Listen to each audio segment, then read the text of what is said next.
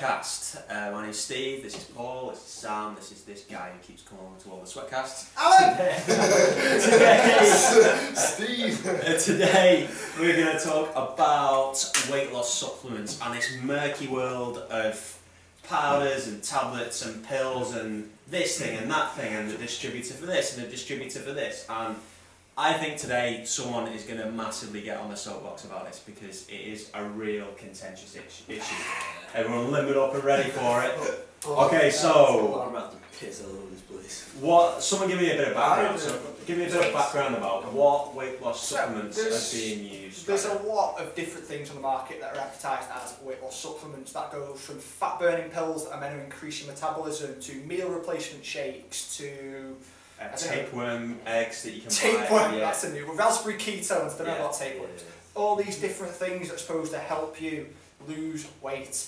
And really, you're going to see today what our actual opinions are of them, whether they have their places, and what about those. Right, I'm just going back to the sort of the name of it. Weight loss supplements it's not the be all and end all. I would not rely solely on a weight loss supplement. I would say it's there to supplement what you're already doing. You know. Well done, Sam. We don't need to talk for 20 minutes about it now. No, what I'm saying, guys, is like you've got to have that training. You've got to have that training and the diet. You got to do so much more first. Weight loss supplements, they seem to be, as far as I can tell, people are using them as that's all they're having. They're not actually having like keystone meals like breakfast, lunch, and dinner. They're just having this throughout the day. So they may be having like the tiniest breakfast, have like a Belvedere biscuit and then like maybe some chicken or something. You know. At the end of the day, whichever way you look at it, the only way to get rid of the fat is calorie deficit. Yeah. So these supplements, the powders, are we going to agree to stay away from like brand names today? Or are we really going to go for the junk? No, let's not get sued. Let's say I'm not getting money to get sued. Let's use theoretical names to make this one up. So they're trying to make. Let's talk about the meal replacement ones first, then these ones. Yeah. They're just making low-calorie meals easy to do, basically. Okay, some of them I feel as though have the place when they're actually like they're not full of sugar. When if you can look on the back of it and say you got carbohydrate breakdown, and if it says it's got 30 grams of carbohydrates, and then underneath it says like 2 grams of sugar. I've not got much of an issue with it. Albeit it's obviously going to be better to eat whole foods. But you know, if you literally have like 30 seconds to get food in you, then if that's all you can do, then it's better than eating. Better than nothing. So Yeah. you've got for example, you've got these certain meal replacement diet plan things where they give you, and they say you have 2 shakes a day and then 2 solid meals. Yeah. So the mechanism still is they want you in the calorie deficit, but what we could all probably attest to is say if you're having only 2 meals a day and the rest of the calories you're putting in your body is liquid, are you going to feel as full, as energetic, as Alan's favourite word, satiated? Yeah, you're not going to feel. As satiated, as full up and as ready to go as if you had 4 solid meals eating the same amount of calories. What do you reckon? I fully agree. I say if you're having a solid meal in the morning, like a solid meal at night, okay, you won't be hungry in the night or maybe up till like lunchtime. But as soon as that first shake goes in you, I know after I've had a shake, after I've worked out like a protein supplement, so that'll be I know I'm hungry like an hour later. So I think though, like all of our mothers would testament to the fact that we can eat. We can And let's be honest. I mean, if you think of some of the ladies that we train, a lot of them are, they don't eat very much at all. No. So what they're doing with these weight loss supplements is consuming very little, probably still being hungry, and then thinking, oh yeah, hunger is like exercise pain. It makes me feel like I'm getting hungry. I agree with that. They snack a little bit more as well because they are hungry. They're gonna go, oh, I'll only have this because I've only had a shake.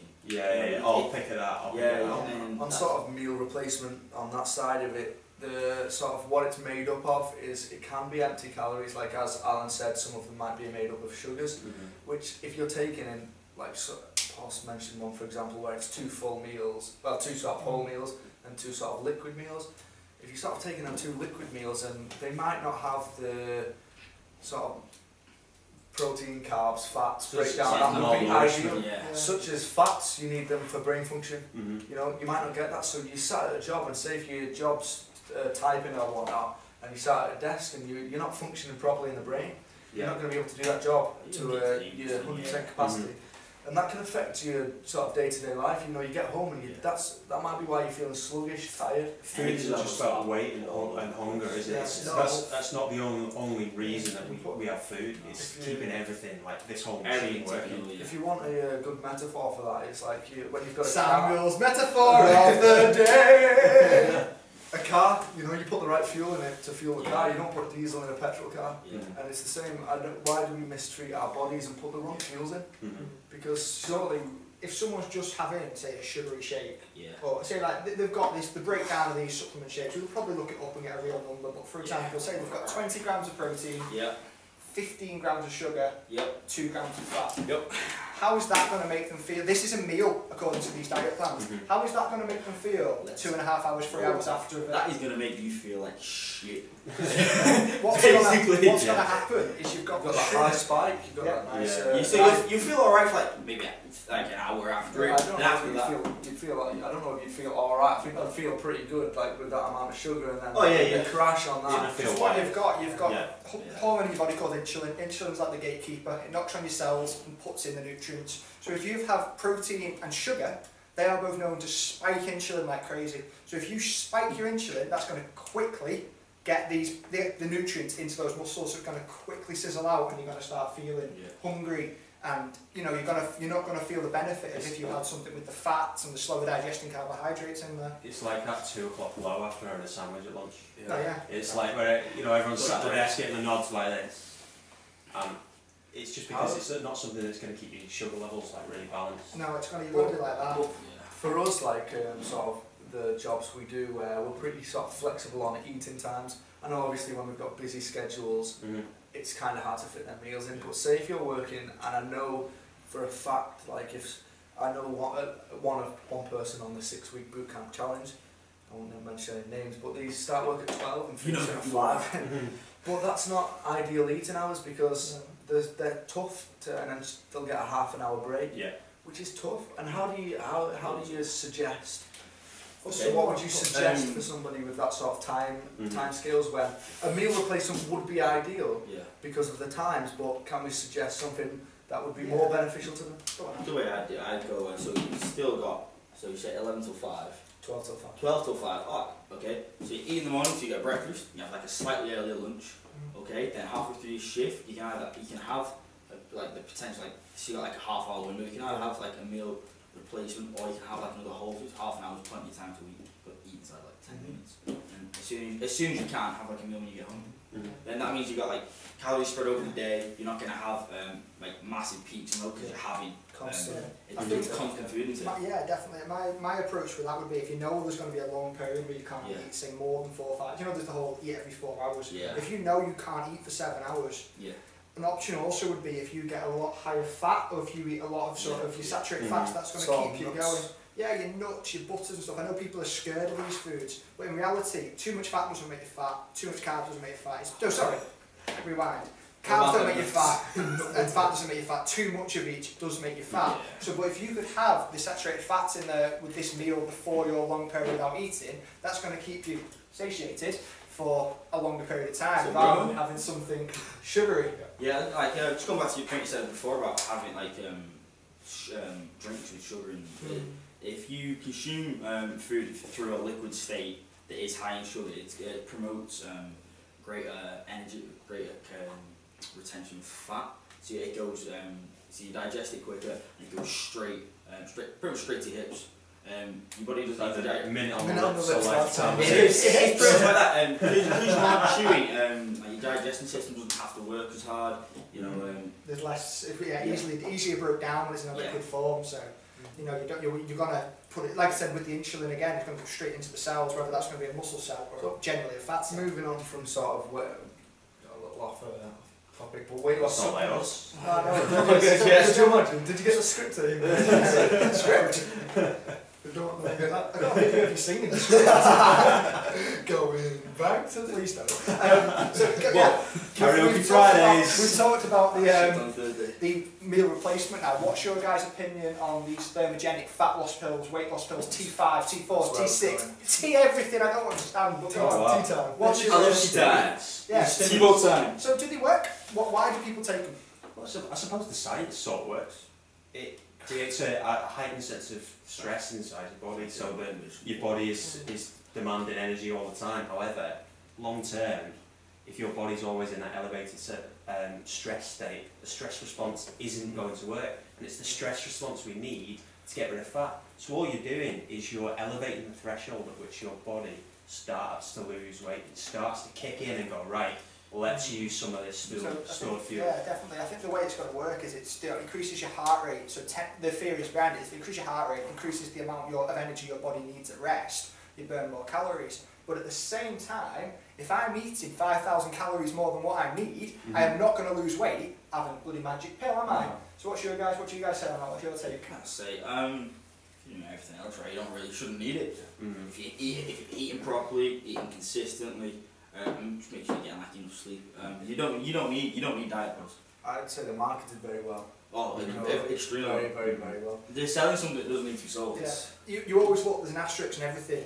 In correspondence with a healthy diet and training plan, these supplements will work. But people don't read that bit. Yeah, that's because the diet is already working for you. These people are always looking for the fast solution. How do I lose this before I go away on holiday next week? And you kind of say, well, if you'd have just changed and focused 6 months ago, we wouldn't have this problem. I remember as a kid hearing a phrase from distributors of a well-known health product that is American. It starts with H and sounds like Herbalife. Basically California. Basically California, yeah. What they used to say is, oh man, I've completely forgotten that. What they used to say is, it's taking you, say, 7 years to put 5 stone on. Yeah. How quickly do you think 5 stone is going to come off? Yeah, they changed their lifestyle to adapt to that new environment. I'd like to see the numbers and sort of... £70, I don't know, probably. I'd really like to see a study sort of done on after you take these products. So like what happens to them after? Because you see all these sort of before and after pictures, but what happens after that picture? A lot of people will yo-yo back up. You hear massive relapses, don't you? Guy who lost 10 stone puts 10 stone back on. Whereas when people have, I mean, if we're using examples, and one of our members down here, can we mention names? He lost a lot of weight. Is it his name start with L and yeah. He's gonna get so big headed now. About it. But I think legally that sort of covers us. Yeah, I think so. Yeah. We love it. But he, the way he did it was he didn't rely on these things, you know, and he put in the hard work, the training and the nutrition, and it's paid dividends. And now he's really starting to see the benefits, and he's moving into goals that he's moving forward, and there is no sign of that yo-yo. That's a long-term lifestyle change that's happened now.